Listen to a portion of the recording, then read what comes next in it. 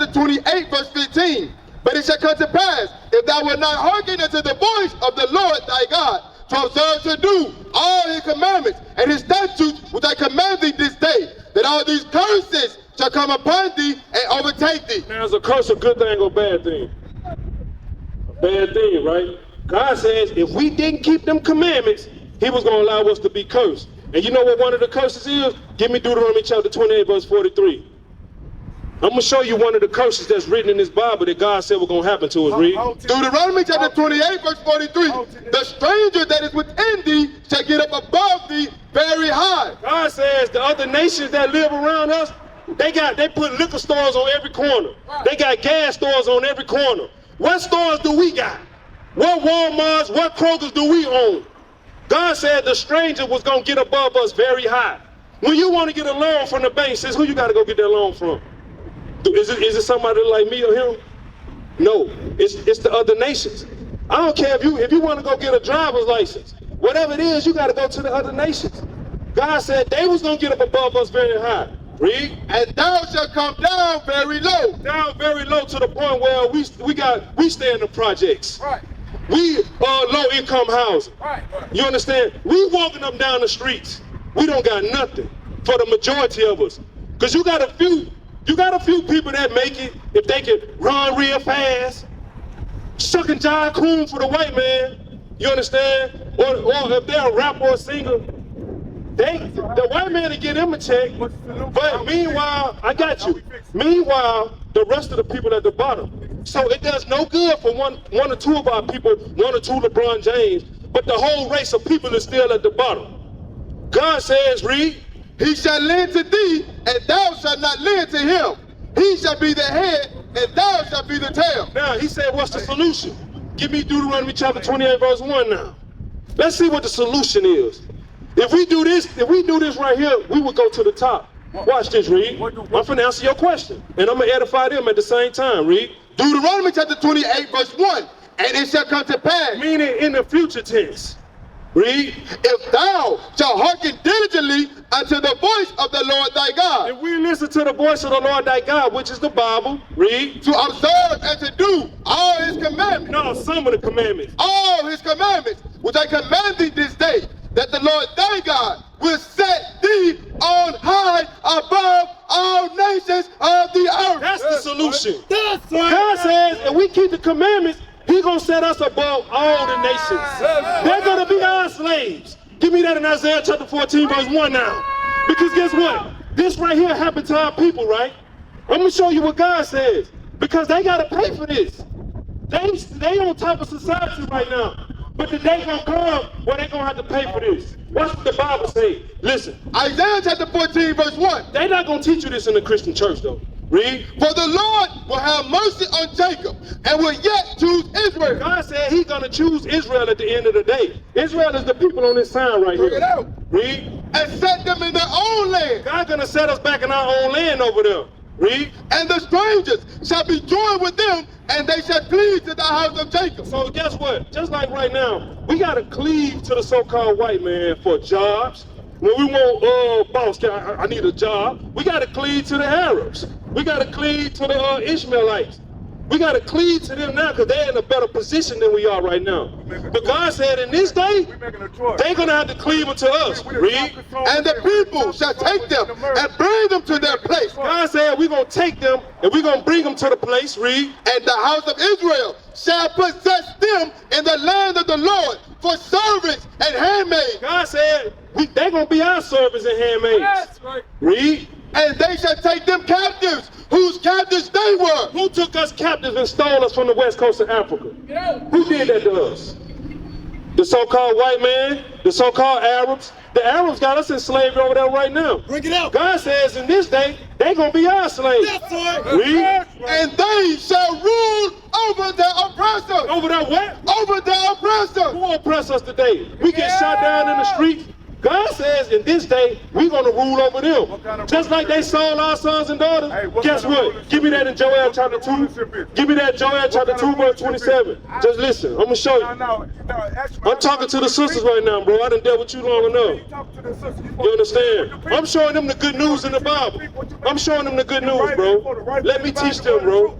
Humble down. Read. Joel chapter 2, verse 27. This is what God says is going to happen. And ye shall know that I am in the midst of Israel. I want the one when he said, we shall sell your sons and your daughters. Is that Joel 3?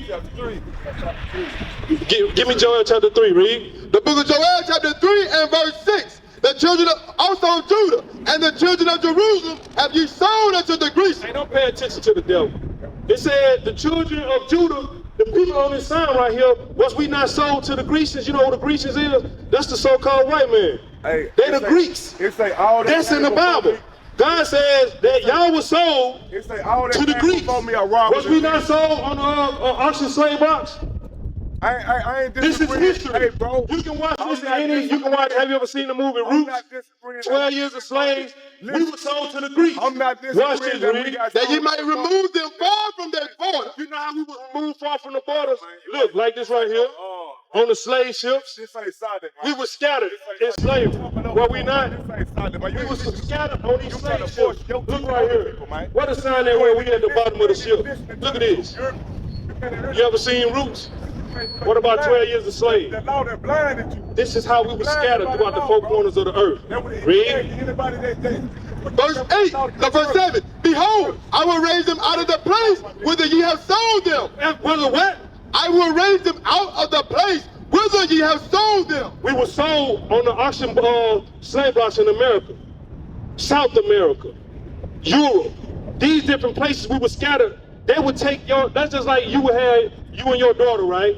When the white man brought us over here in captivity, he would take you and sell you to one plantation and sell your daughter off to another. That's recorded in the Bible that God said that was going to happen. God said we was going to be sold and we was going to be scattered. Read.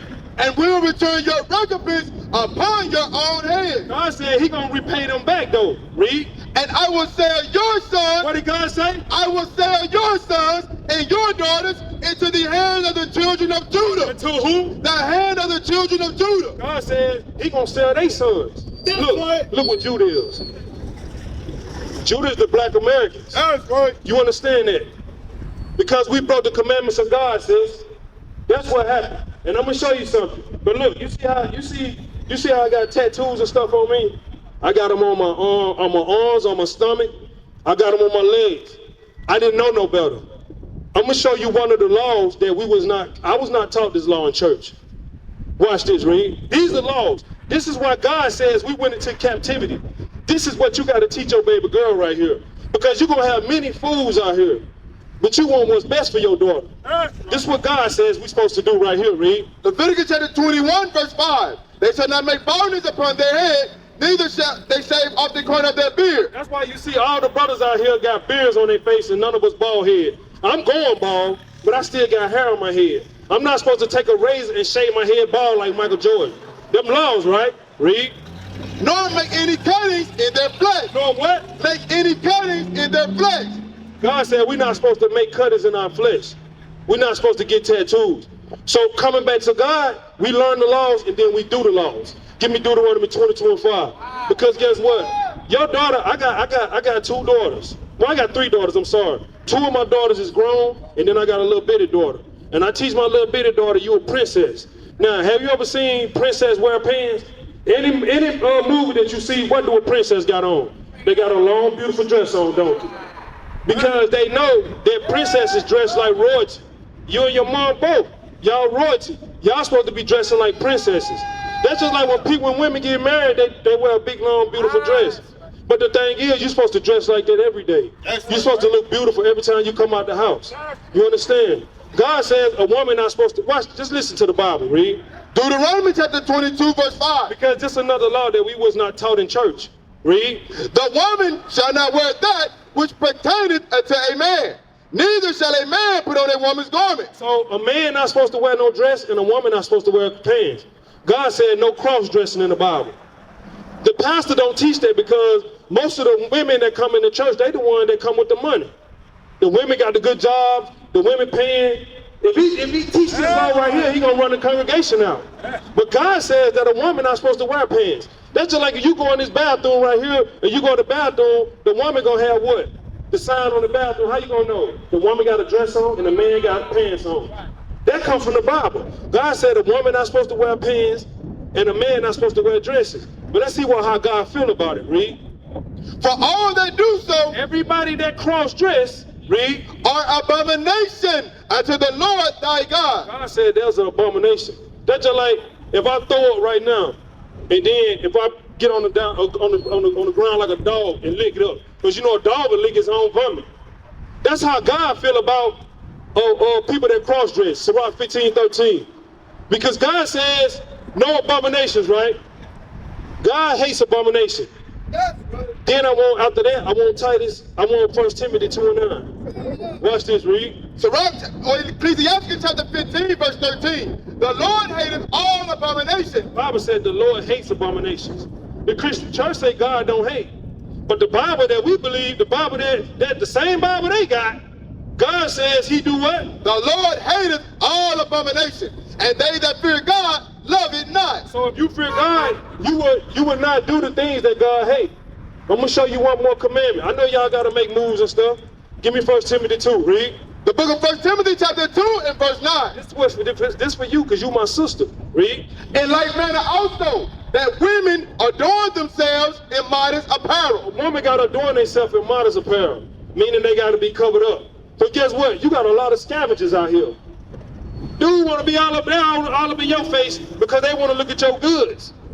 But if you dress moderately, you dress modest, they can't come at you like that.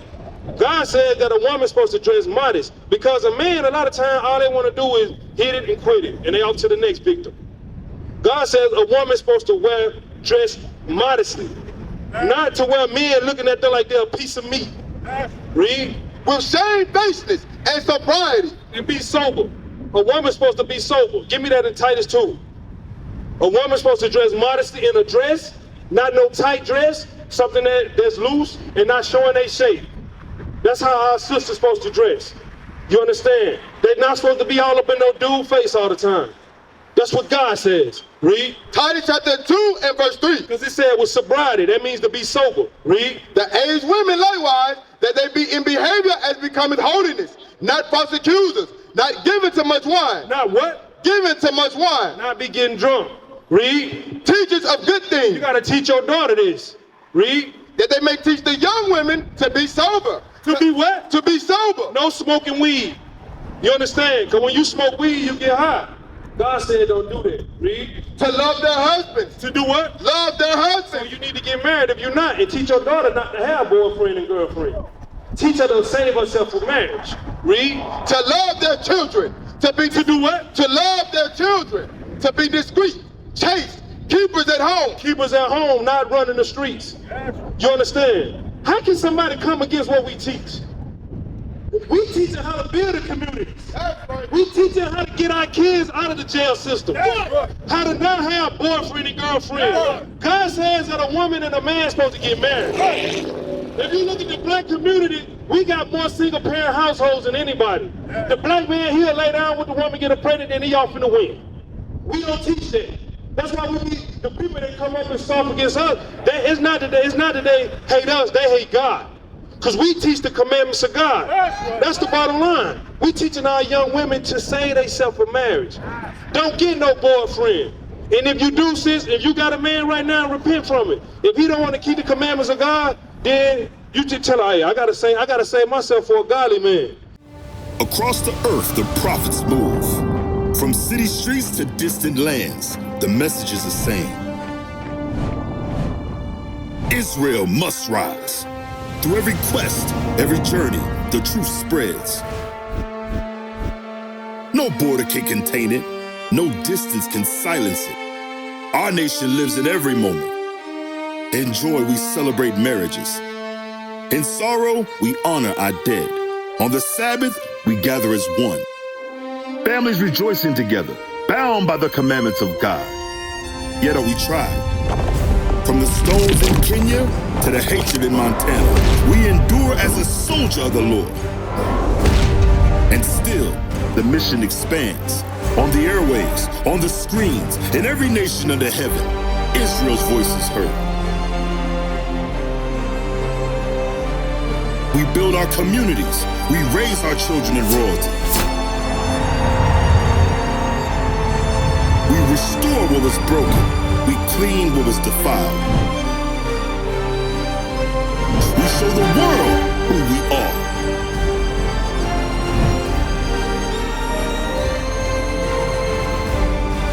This is Israel united in Christ. Nation in motion.